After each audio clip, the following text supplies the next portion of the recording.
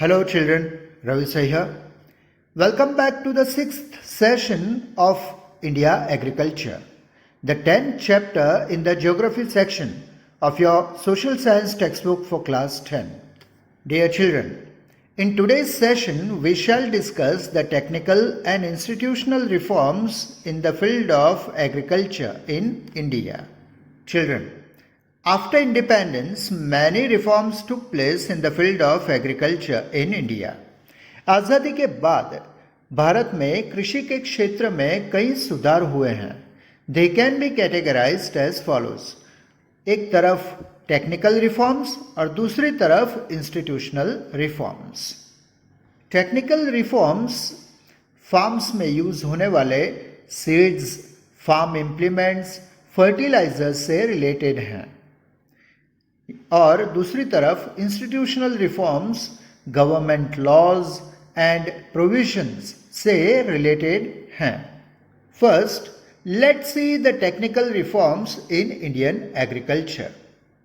The changes that have taken place in the seeds, fertilizers and farm implements in the agricultural sector of India are called technical reforms.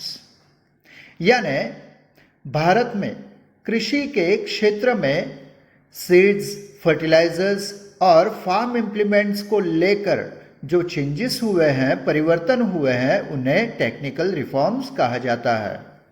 They are as follows. वे इस प्रकार थे. Number 1, in place of ordinary farm implements like plough, bullock cart, sickle and spade, now modern implements like tractors, trailers, threshers and harvesters are used.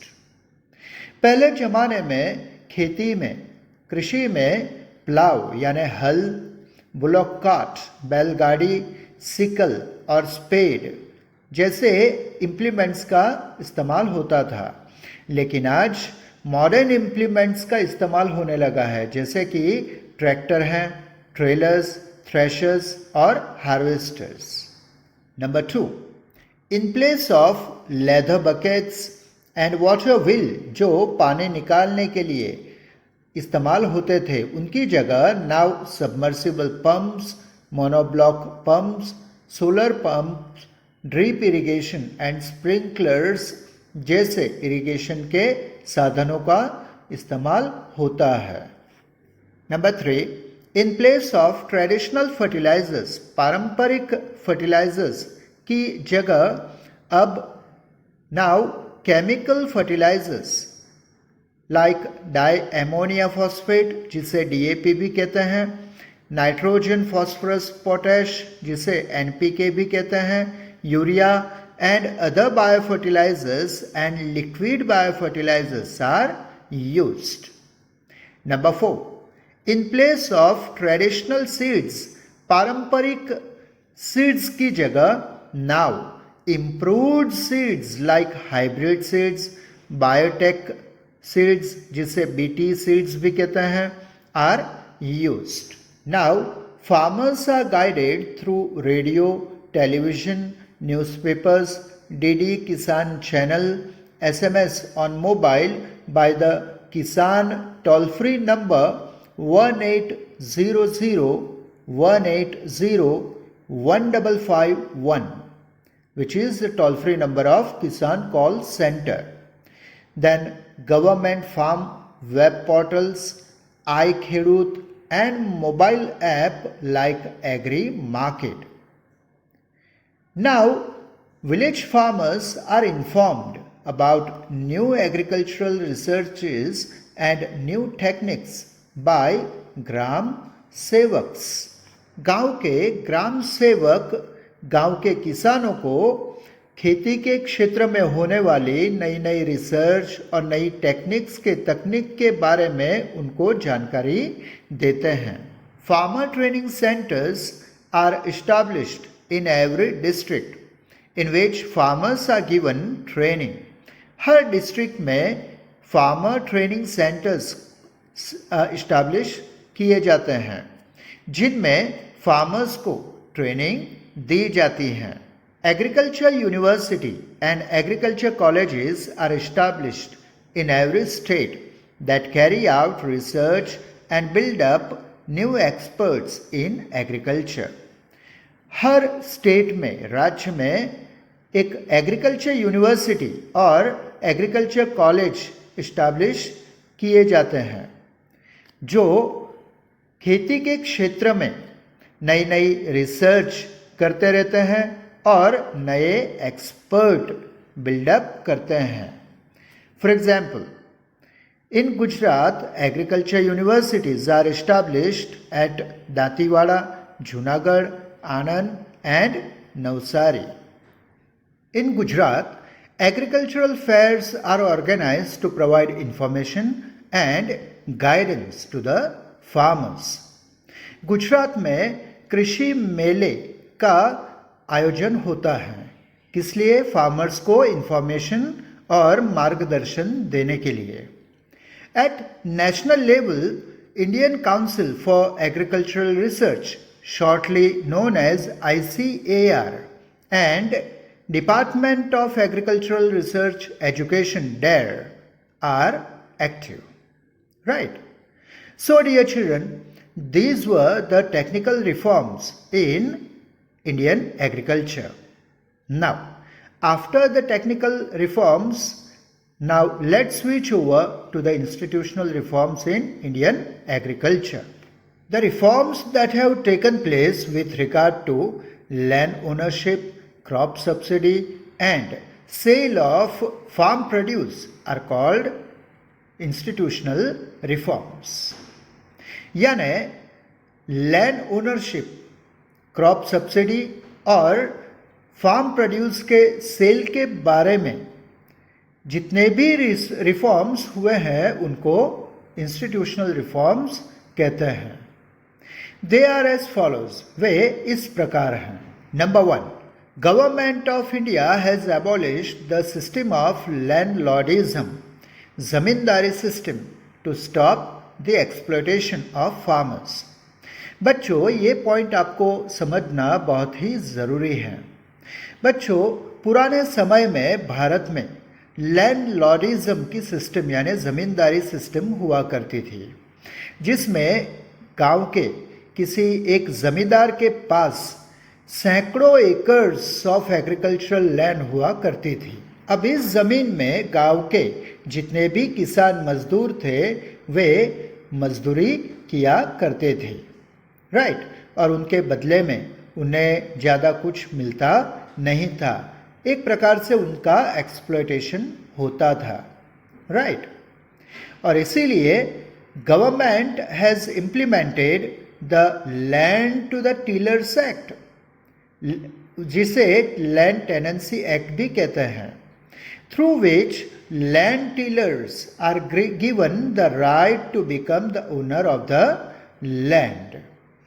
यानी land to the tillers act का मतलब आप समझिए कि ये जो ज़मींदार हुआ करता था, इतनी सारी ज़मीन जिसके पास हुआ करती थी, जिसमें गांव के सारे किसान मजदूर जिनके पास अपनी ज़मीन नहीं थी, वे ज़मींदार की ज़मीन में खेती में काम किया करते थे, मजदूरी किया करते थे.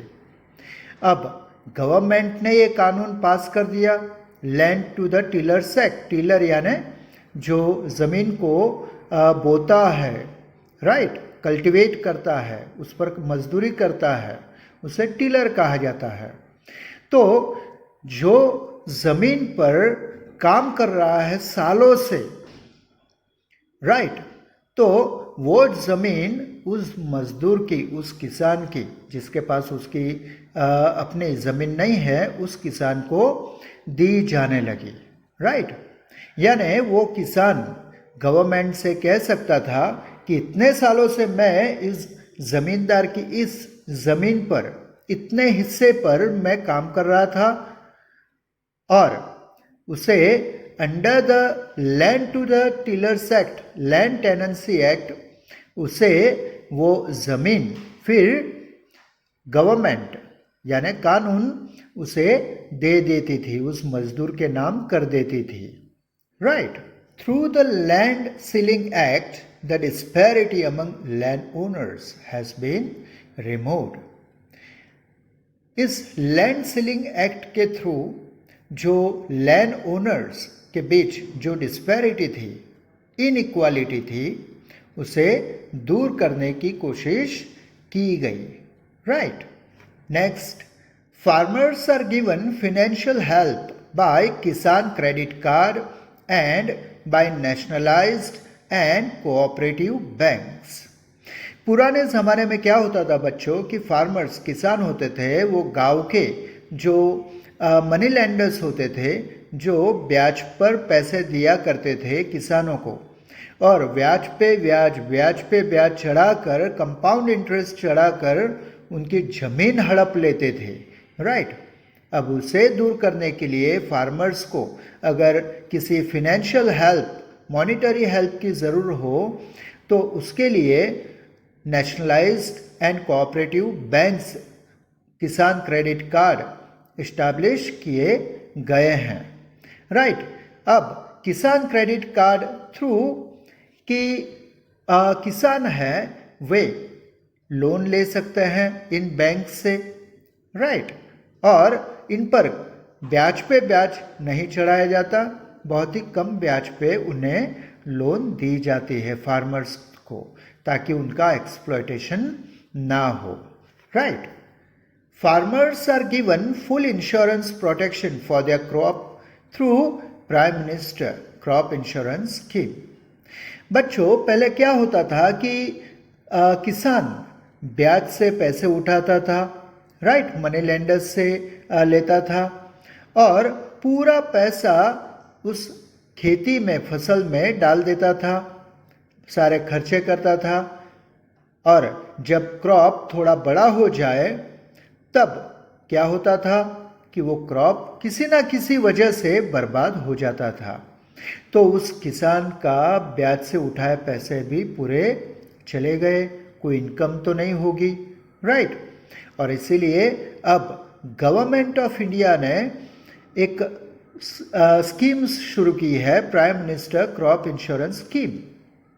यानी किसान अगर इस prime minister crop insurance scheme का भाग बन जाता है, हिस्सा बन जाता है, तो उसके पूरे क्रॉप का इंश्योरेंस का पैसा उसे मिल जाता है. यानी जितना उसने इन्वेस्ट किया था खेती में, राइट, वो उसे फिर से मिल जाता है. Farmers are given financial help when their crop fails due to drought or excessive rain by providing legal support. An open auction process is enabled for the sale of farm products in market yards. यानी market yards में किसान जो भी crop जो काट के ले आते हैं बेचने के लिए मार्केट यार्ड्स में, वहाँ वे ओपनली उनकी नीलामी कर सकते हैं और अच्छे दाम कमा सकते हैं. इस प्रोसेस के लिए अब गवर्नमेंट ने भी हरी झंडी दे दी है.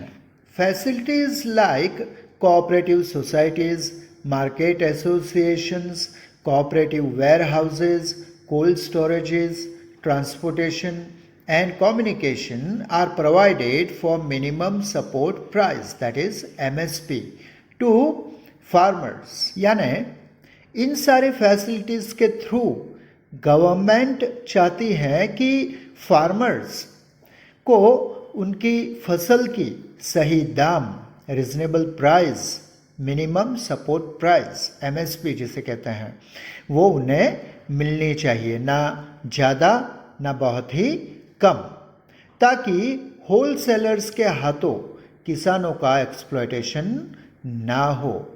Right. Following organizations provide support price to farmers for their farm products.